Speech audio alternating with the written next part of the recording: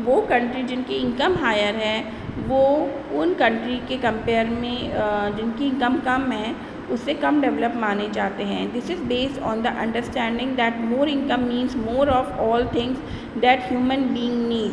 Simple सी बात है कि ज़्यादा से ज़्यादा इनकम का मतलब ज़्यादा से ज़्यादा लोगों की नीड को पूरा किया जा सके।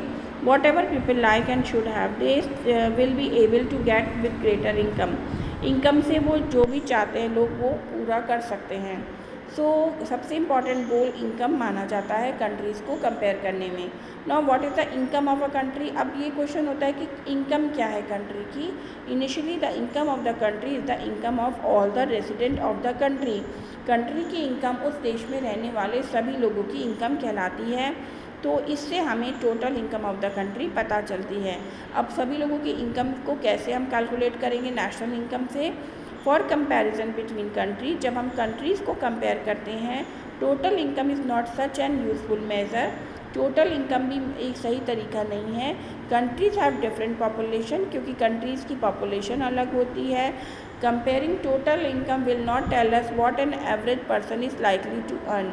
Are people in one country better off than other in a different country.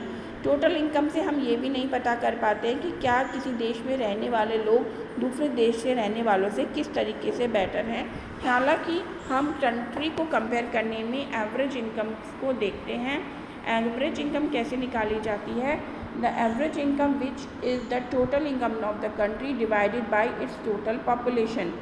Average income किसी देश की जो टोटल इनकम है उससे उस देश की पॉपुलेशन को डिवाइड करके कैलकुलेट की जाती है। The average income is also called per capita income. इसे भी अंडरलाइन कीजिए, एवरेज इनकम को पर कैपिटा इनकम कहा जाता है। In world development report brought out by the world bank, this criterion is use in classifying country.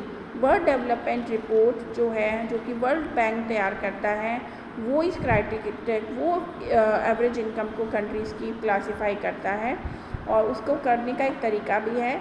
Countries with per capita income of $12,616 per annum and above in 2012 are called rich countries, and those with per capita income of, तो उसके लिए एक criteria क्या गया 2012 के हिसाब से, वो कंट्री जिनकी इनकम $12,616 पर एनम है उनको जो है रिच कंट्रीज़ कहा गया। और जिनके $1035 या उससे कम है उन्हें लो इनकम कंट्री कहा गया। India comes in the category of low middle income countries because it's per capita income is 2012 was just $1530 per annum. India को हम लो मिडिल इनकम कंट्री में कैटेगराइज करते हैं क्योंकि इसकी इनकम $1530 पर एनम है।